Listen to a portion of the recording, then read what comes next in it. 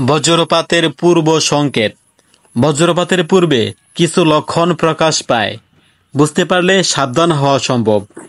বিদ্যুতের প্রভাবে চুল খাড়া হয়ে যেতে পারে, ত্বক শিশির করা বা ত্বকে বিদ্যুৎ অনুভূত হতে পারে।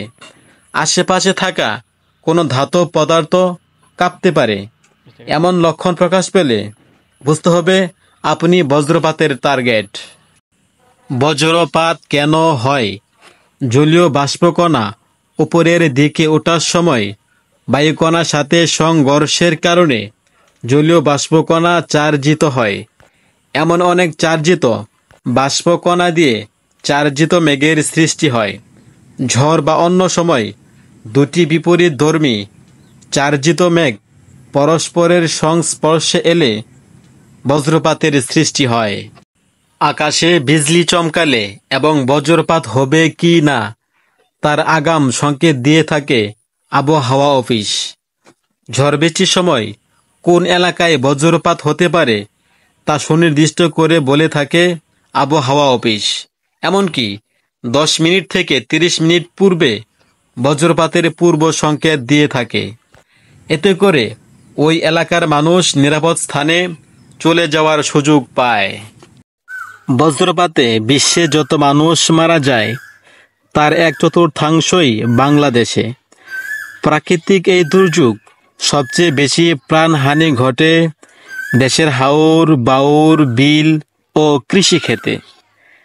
ঝড় বৃষ্টির সময় পথে ঘাটে, খেলার মাঠে, কৃষিক্ষেত্রে, জলাশয় ও নৌকায় যারা কাজ করে তারাই বেশি বজ্রপাতের শিকার হয়।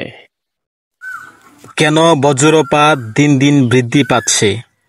জলবায়ু পরিবর্তন, উঁচু বৃক্ষ নিধন সহ নানা কারণে বজ্রপাত বাড়ছে মৃত্যুর সংখ্যাও। বিশেষ করে গ্রামের মানুষের কাছে বজ্রপাত এখন ভয়াবহ আতঙ্ক।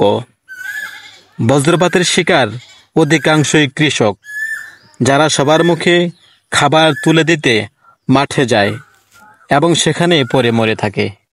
কোন সময় বজ্রপাত বেশি হয়? সকাল 10টা থেকে বেলা 2টা পর্যন্ত সূর্যের তাপমাত্রা বেশি থাকে। এই সময় সূর্যের প্রখর কিরণ ভূমিতে পড়ে, যা বজ্র তৈরিতে উপযোগী। তবে বিভিন্ন মৌসুমে বজ্রপাতের সময় তারতম্য থাকতে পারে। অনেক সময় রাতেও বজ্রপাত হয়।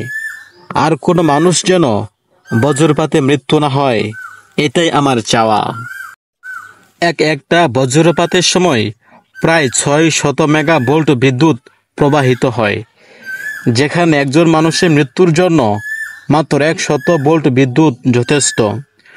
বজ্রপাত থেকে মৃত্যুর হার কমাতে যা যা ব্যবস্থা গ্রহণ করা প্রয়োজন, বর্তমানে তার কোনোটাই বাংলাদেশে নেই।